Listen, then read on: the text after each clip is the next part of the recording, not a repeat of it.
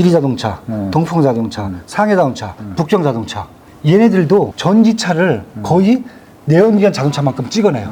샤오펑, 리오토, 니오 이건 전기차만 만드는 회사들이에요.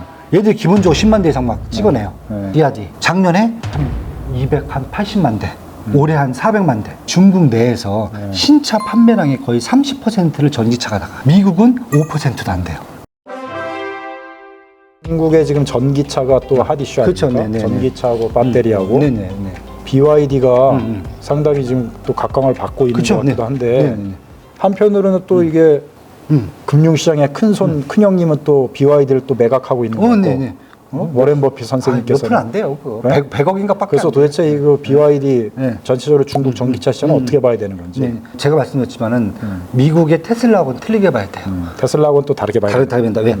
미국에서 테슬라가 작년 기준에서 130만 대를 팔았는데 미국서 70만 대를 팔고 60만 대를 중국에서 팔았어요. 중국 상해 공장을 통해서 70만 대 팔았잖아요. 그 다음에 전기차를 만드는 회사가 미국에서 뭘 알고 계십니까? 그 다음에 알고 있는 회사 테슬라 말고 포드, GM 다 만들잖아요. 만들죠. 근데 몇만 대 만들 것 같아요? 몇만 대인지는 모르겠는데 작년에 2만 대씩 만들었어요. 미미하다. 안 만들어요. 그 다음에 전기차만 전문하는 회사가 테슬라 다음에 리비안 하나 볼 수 있어요. 리비안은 작년부터 만들었어요. 재작년에 상장했는데 2022년 작년에 2만 5천 대 만들고 올해 5만 대 만들어요. 거의 이제 만들 것 같아요. 그 다음에 만드는 데가 GM, 포드 뭐 이런 애들이란 말이에요. 작년에 2만 대도 못 만들었어요. 왜? 안 만들어요. 그러니까 쉽게 해서 미국에서 테슬라가 막 엄청난 인기를 끌 것 같잖아요. 그런데 거기는 이제 테크 세비들, 그러니까 뭔가 좀 특별한 것을 좋아하시는 이런 분들이 좀 막 하고 있는데 전반적으로 아직 미국 같은 경우는 내연기관 차가 우월해요. 아직도 내연기관이면 그렇죠. 그러다 보니까 인플레이션 감축법이 왜 나왔어요? 사람들이 안 사니까 전기차를 써야 되잖아요. 그래서 지금 미국에서 얘기하는 게, 야, 그러면 전기차 보조금을 줄 테니까 GM, 포드, 니네 내연 공장 자 라인 스톱하고 전기차 라인 다 바꿔갖고 만들어. 보조금 줄게. 이거예요. 쉽게 얘기해서. 그래야 사람들이 탈 수 있어. 그러니까 쉽게 해서 미국에서 전기차는 대중화가 아직 안 됐어요. 이게 지금 문제점이에요. 근데 중국 가볼까요? 중국 아는 자동차. 일단 비아디. 작년에 얼마 만들었냐면 거의 한 280만 대. 올해 한 400만 대. 일단 시장 규모 자체도 다르죠. 그 다음에 샤오펑, 리오토, 니오 이건 전기차만 만드는 회사들이에요. 얘들 기본적으로 10만 대 이상 막 찍어내요. 그 다음에 지리자동차, 동풍자동차, 상해자동차, 북경자동차 얘네들도 전기차를 거의 내연기관 자동차만큼 찍어내요.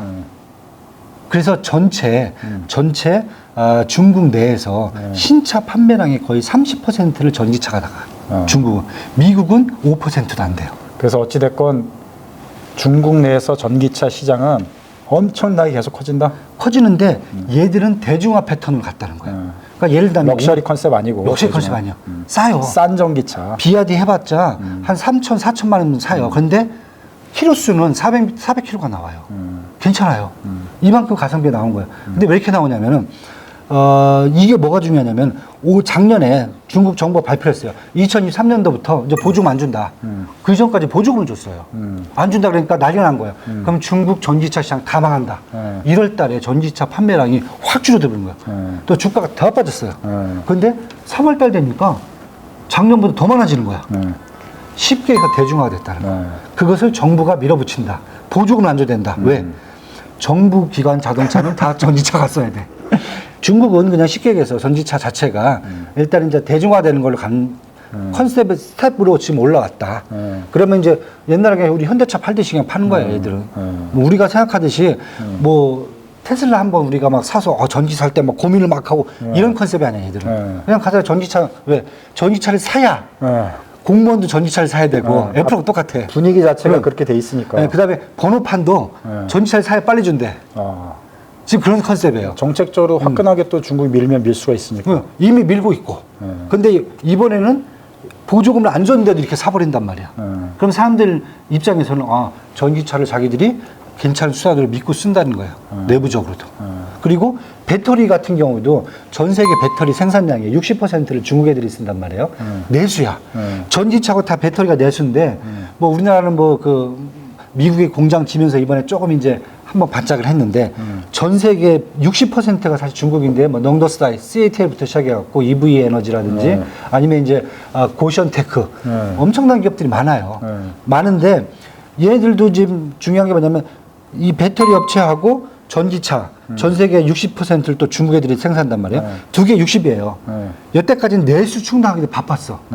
근데 올해 전반기부터 얘들이 이제 해외로 나가기 시작을 했어요. 그러니까 예를 들면 북유럽 가보시면은 전기차 버스가 다 BYD예요. 완전히 바뀌어요 지금. 그다음에 동남아시아 쪽 요즘 가보신 분들은 중국 전기차 되게 많이 보실 수 있을 것 같아요. 동남아 쪽 벌써 공장들 전기차 공장을 줘서 거기서 전기차 생산을 해요. 빈페스트도 되게 긴장을 해요. 베트남뿐만 아니라 지금 다 짓고 있어요. 빈페스트가 빈페스트 때문에 예. 빈페스트가 BYD 때문에 아니야. 빈페스트도 이제 빈페스트도 하려고 하는데 BYD가 모든 거를 석권을 하니까 BYD 말고 이제 중국에 있는 자, 전기차. 요 얘기는 또 이제 들어가면 너무 또 길어지니까 스톱. 빈페스트까지 빈페스트까지만 하자. 이러면 또 이제 베트남까지 넘어가면 이제 너무 동남아하고 이제 또 중국 싸워야 되니까 아니 이건 조금 여기까지는 다음에 중국이 국적이 너무 넓어갖고 이 접하는 데가 너무 많아. 다음에 그 얘기는 다시 하는 자, 걸로 그 하고 얘기하시고 네. 구독 좋아요. 자, 리커창 전 총리가 뭐 하여튼 심장마비인지 뭐 그쵸, 하여튼 네, 이유로 사망을 했는데 그거에 따라서 뭐 하여튼 설왕설래 뭐 내부에도 말이 많고 그쵸, 외부적으로 그런데 뭐 하여튼 정치적 문제이겠지만 그렇죠. 네. 뭐 개인 사이일 수도 있고 네, 네. 근데 그거 때문에 이제 다시 회자되는 게 역시 이게 시진핑 정권 하에서 너무 통제. 정치 중심의 경제 운영 시스템이 결국 중국의 결정적인 항상 아킬레스건 내지는 한계가 되지 않겠냐. 이런 것 때문에 이제 한국에서도 늘 중국 경제를 볼 때 이렇게 안정적으로나 또 희망적으로 보지 않는 요소들이 생기잖아요. 이런 부분들을 어떻게 저는 사실 그건 후대가 판단을 해야 된다. 지금 저희가 판단할 문제는 아니다. 왜냐하면은 뭐 리커창 총리 문제는 사실 뭐 중립적으로 봐야 돼요. 왜냐하면은 반대파에 대한 통제는 전 세계 어느 나라든지 다 똑같아요. 뭐 미국에서도 뭐 트럼프 대통령 지금 감옥 보내려고 하고 있는 판인데 뭐 이걸 무슨 뭐 갑자기 중국에서만 유독 그런다. 뭐 그럴 필요는 없을 것 같아요. 그건 정치 메커니즘. 그죠. 정치 메커니즘이에요. 그거. 우리나라도 마찬가지고 뭐 야당 대표 뭐 맨날 검찰 왔다 갔다 하는 것도 마찬가지고 뭐 정책 문제는 똑같은 건데 예, 그거보다 이제 사실 중요한 것은 여태까지 뭔가 중국 시장이 커지려고 하면은 정부가 딱 통제가 들어와요.